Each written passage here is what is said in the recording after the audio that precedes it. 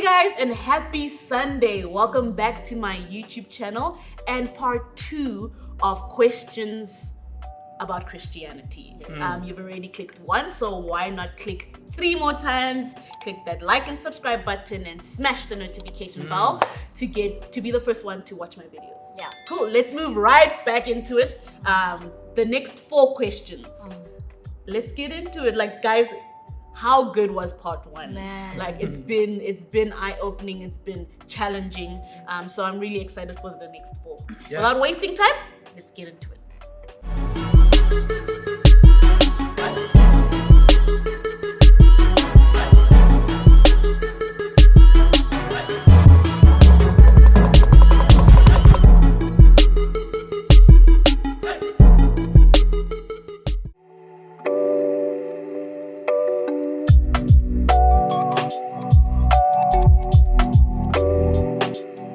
I think for me, religion speaks about like legalism. Like Yeah. there are a set of rules that I need to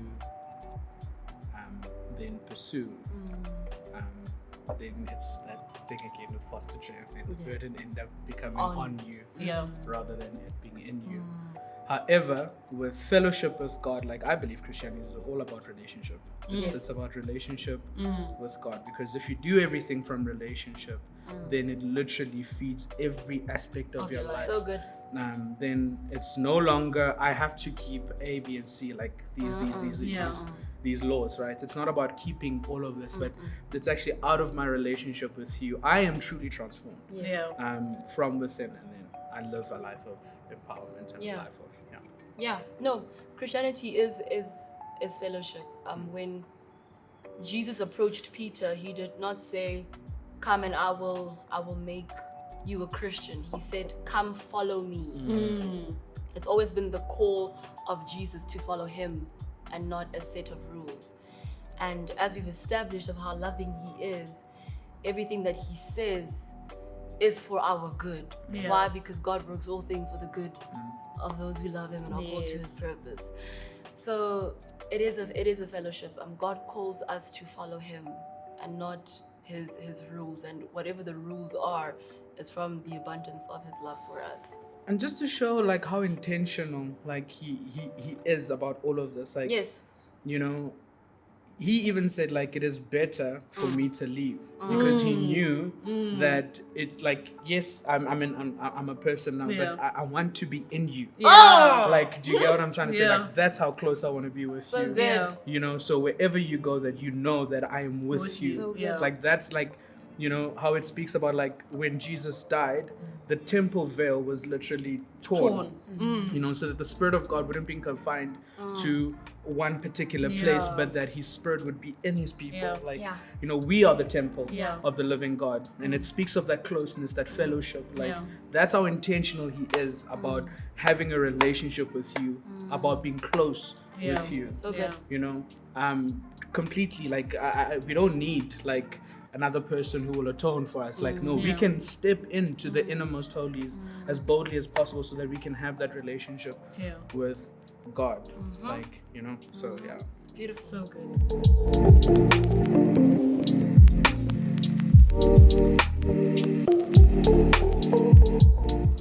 This is my favorite. This is my favorite question. Lead It's us my there. favorite. I love it. From other religions, right? And religion, I think, is let's not make it like too deep. Religion is really just following a set of rules for from a reverence to something or someone greater, right? So how I take this is that what we are then saying is that God has not done enough, or God is not enough. If there is something perfect, why would one feel the need to add to that? So, yeah, I imagine when Paul spoke in Galatians to the church, he spoke about how that they were going back to then following these sets of rules again. And he said something so mind-blowing is that then that means that Christ died for nothing. Sure. Yeah. If you are still trying to grab niblets of And this either and that that. being sage, Yeah. or you are trying to then go with yoga for a sense of peace, it means that what Jesus did on the cross is not enough. Yeah. So my take is that it's gonna sound harsh, but we are insulting God with small thinking. And it questions. Woo! Say that again. Say that again. Say that again. Say that again. We are insulting God with our small thinking. If God is really who He says He is, if God is really peace, if God really has forgiven you, Yeah. if God really loves you, if God really is a provider, Sure. why is there a need for anything else? Sure. It's very good. That's very that's good, that's I love these type of topics because it's an insult to the character of God. And God's character is perfect. And I'm always saying to our youth is that acquaint yourself with the goodness of God. Every single day when you go through scripture, ask questions like how good really is God? How good is God really? How good is He? I want to see it. And you will see it. And Yeah. when you've really seen that goodness, Yeah, man. you don't need nothing. Like I love McDonald's. I love McDonald's. And no one can tell me anything. I don't think there's any chip Yeah. that is better than McDonald's. I don't think there is any restaurant that does a Sprite like McDonald's because I understand how good McDonald's is. Yeah, you've experienced. I've experienced it. So you don't see me looking around at cheap Burger King. I love y'all. Woo! She went there. You don't see me. Why? Because McDonald's is the one. And same with the principles of God is that they are enough. The principle, the person, and the what do I normally like to say? And the purposes of God Yeah. are enough. I think for me, on that point is when you feel like you need to add practices from other religions, is you have not understood the fullness of God. Yeah. You don't understand God. You have not experienced Him intimately. Because once you've experienced Him intimately, like, did I say intimately? Intimately. That's Intimately, correct, okay. yeah. Intimately, this sounds weird coming from my mouth. Once you have experienced Him intimately, like you don't stay the same. You change, and that's the dangerous part of once you want to pick from other religions, because then in Christianity you take what you want. Yeah. Oh, I don't feel like this sits well with me, so I'm just gonna take this out of the basket of Christianity. I'm gonna swap it out, and then also you start to realize why other people, you come to church and you get hurt because those people are doing the same. They're not taking the fullness of Christianity or following or being a follower of Christ. They're picking what they want. So when God says love my people, oh, I don't feel like that sits with my personality. I'm just gonna take them out. I'm an introvert. We're all very just good, Joe. picking things that we want, picking from there, and wondering why we're all hurt and we're hurting people. But even just apart from that, then it also then begs the question, then Yes. who am I actually really following? So good. Is God then Lord, as I profess Him to be? Because if He really is Lord, then what He says goes. Like, I Exactly. don't have the choice or the to pick and choose Yeah. here. No, like if He's going to be Lord, He has to be Lord, Lord of over everything, Yeah. every aspect of my life. Yeah. You know, and so honestly, that's what it is. Yeah. And so picking and choosing. Actually, then it's a lordship. It's a lordship question because then I am the Wow. Lord. I get to determine Yeah. Wow. what I follow and what I Wow. don't. God is in your image now. Literally. So And then you wonder why you're not transformed. so Because you are transforming yourself. so it's honestly just that, like, if you're really going to profess that God is your Lord, So good. then you like take Him as He is. Yeah. God of Don't change Him to what you want Him to become. Yeah. Rather let Him be the one who will transform you into Sure. who He created you to be. And take every aspect of Him. Everything. Full package. Yes. Yes, man. Yes. Okay. And Number it's not seven. easy. It Yeah, is. it's Yeah, not. it Let's really let's isn't. yeah. Let's Yes, I think let's let's just because we're here saying all not these easy. things. It's Yeah. not easy. It's Christianity uncomfortable. is not cute. It's not cute. It's not a wristband. I'll be honest enough to say this, Sure. then. I trust, like, when it comes to like finances, like that's one area where I'm like, God, like, I know you got my back. Yeah. You know? Forever and ever. But the one area which I'll be very, very honest with you, where I did struggle to trust God was in the area of my relationships. And I remember God, like, literally he pinpointed it. It was like, you trust me in every other So area good. except for this one. So good. You know, and if you're gonna call me your Lord, like, I need to be Lord over everything. So good. Yeah. Not just aspects of your life, but So literally everything. And I had to walk a journey of literally fully even submitting that part Yeah. of my life and being like, okay, God, I'm going to submit this Sure. particular desire, and I'm going to submit my relationships before you. Yeah. And it wasn't easy. It's not. It wasn't easy. It came, it was a lot. But yes. And there's always something you're always submitting to God. Yes. That you're always dying to self with. Yes. There's not an area in your life where you're like, okay, I'm good with everything. It's I'm good with this now, Lord. I think I understand you 10% Yeah. stronger now. And then he's like, okay, let's move to this. This And then one. you will find yourself in circular motions. You'll come back to that thing you started off with. And it's like, Lord, I thought we were We're over done this. here. And then That's it's like, so good, I'm Joe. trying to go deeper. So good, Joe. And that's why it's a journey. It's It going to be a is. lifelong journey It because there's is. always It God is. is that So big good. and So God is good. that deep Yes. that you are constantly So good. Yeah. digging. Sure, we had to Yeah. pray in the prayer that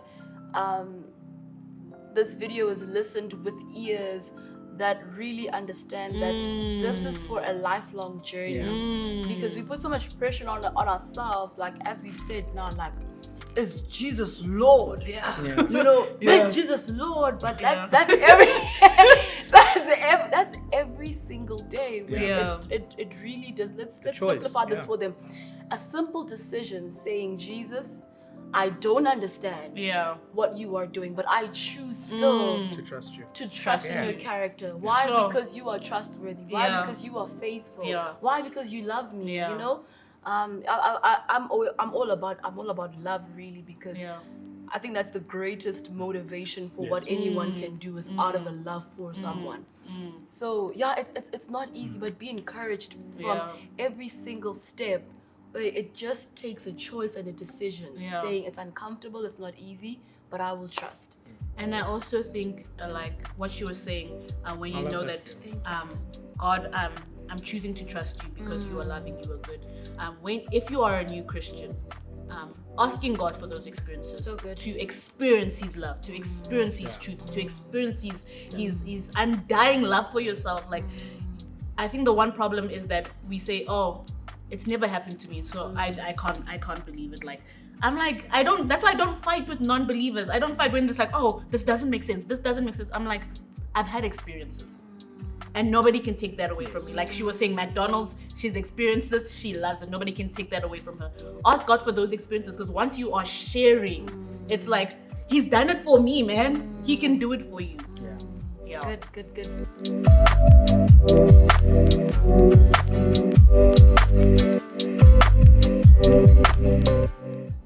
Heavy!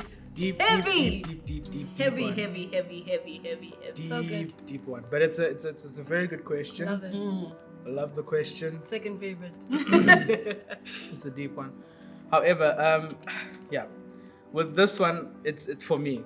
It's as honest as understanding that when Jesus died on the cross and He said that it is finished, it really is finished, Yeah. and that when His blood has like washed So me, good. like I am clean. Yeah. And understanding as well, ne, that we have actually been adopted into a family of faith. And our spiritual Talk about family, it. no, Talk about honestly, our spiritual family and all that it entails far supersedes our physical one.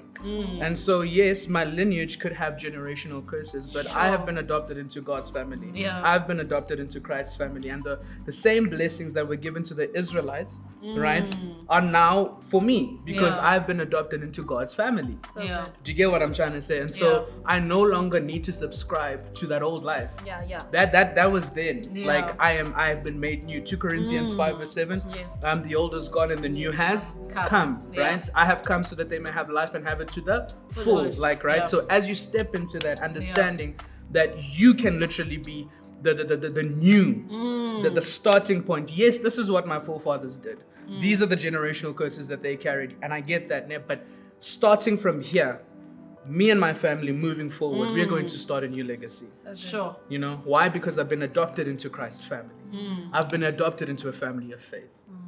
Did you guys get what I'm trying to say? Yeah. So good.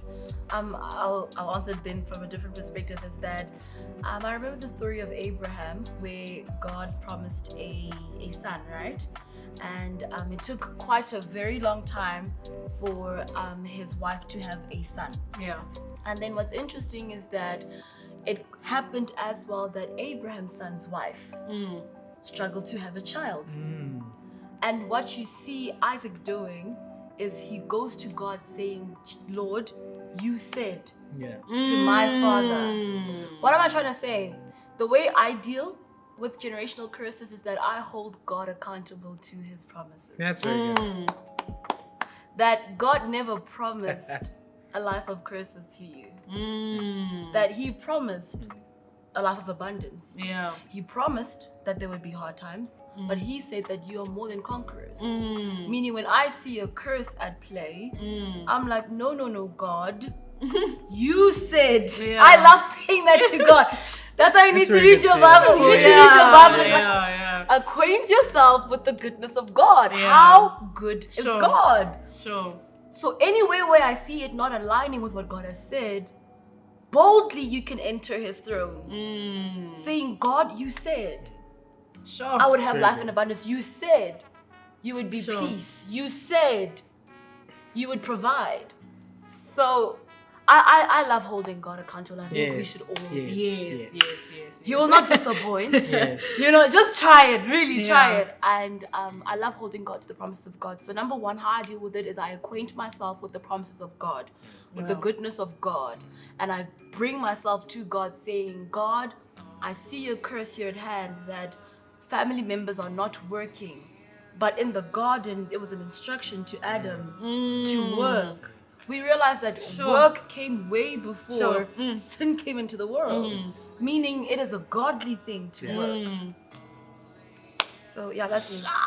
Just to give you guys a bit of perspective, like in my family, there was just a season of death. So just to give you a bit of perspective, my granddad from my mother's side, he had 2 wives. Yeah.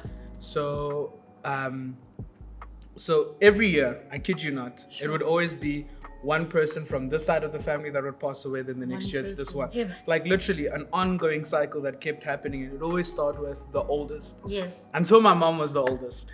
And you were like, Wait a minute. Until my mom was the oldest. And like my mom, she literally, I remember her telling me the story. She said she prayed and she said, God, this is not the life that you have called for us to live. This is not for us, and I'm holding on to your word, right? And so she prayed, she professed it, and I kid you not, for years on, like there was no death in my family. There was no death in my family until only recently, but that was because of medical, reasons. yeah. But the fact is, like again, she declared that she professed it. She's like, this is not going to be our life. Sure. Holding God accountable to His word. Yeah. I love it. Yeah.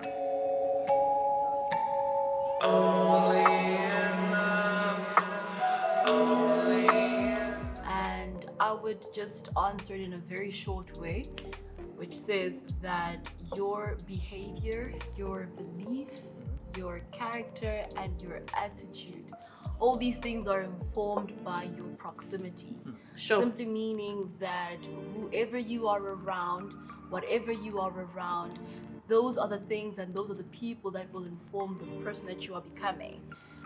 There's a quote from John Maxwell. He's a phenomenal leader that says that show me your friends and I will show you your future. Simply meaning that because our friends have such heavy influence in our lives, they are the ones really who are going to determine the trajectory of our lives. And my dad loves saying that if you were to do what you are doing right now, each and every single day, where would you be 10 years from now? And man, that always has me thinking in terms of what I listen to, who I listen to, what I'm even doing. That if I continue doing these things, where am I going to be 10 years from now? And being people who are big on vision, I simply believe that our proximity, or rather the vision, should always inform our proximity. What do I mean? Is that if the vision is greatness, that means the people and the things that I listen to should really complement the place and person that I'm trying to be and where I'm trying to go. So it's important because vision depends on it. Your purpose depends on it. Who you're becoming depends on it. Sure. Your greatness depends on it. Sure. A lot depends on it. It's just a lot. It's a lot. To be slipping. Yeah. Yeah. I absolutely love what you just said. Yeah. And it is true. Like it does depend on it.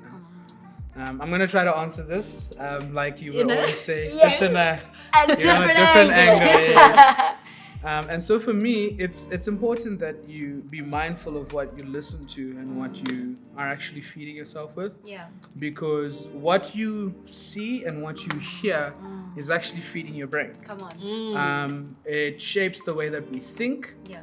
And it's shaping the way that we think. It ends up going to our heart. Yes. Yeah. Right? And that's going to determine what you call it, the course of our life, and it's imperative to be mindful of what we're actually feeding ourselves with. I think it's in Proverbs where it says that as a man thinketh within his heart, so he is. And it's imperative that we make sure we are mindful of what we're actually feeding our hearts. Yeah. Like what are you actually feeding yourself with? Yeah.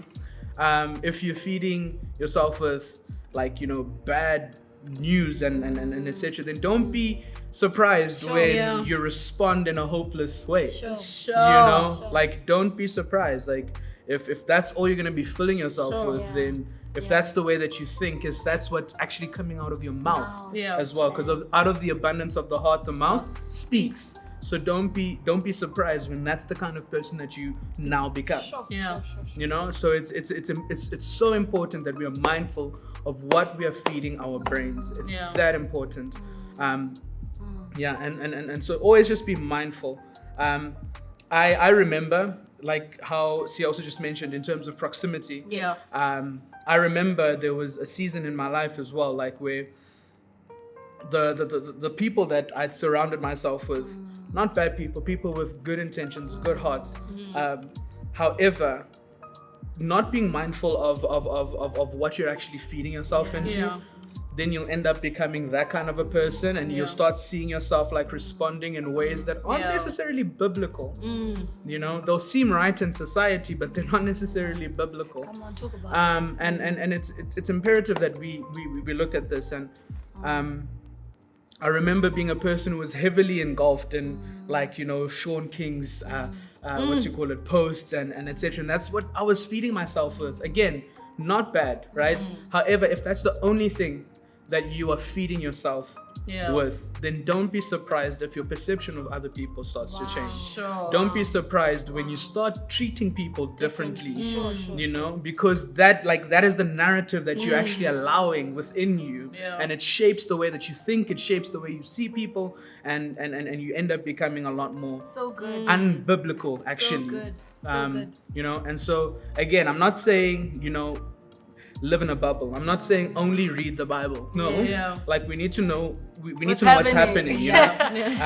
But you can't also allow what's happening in the world to be the only thing that you're feeding yourself with. And so having that balance where it's more focusing on what God says and popping out here and there to actually see what's actually happening in the world.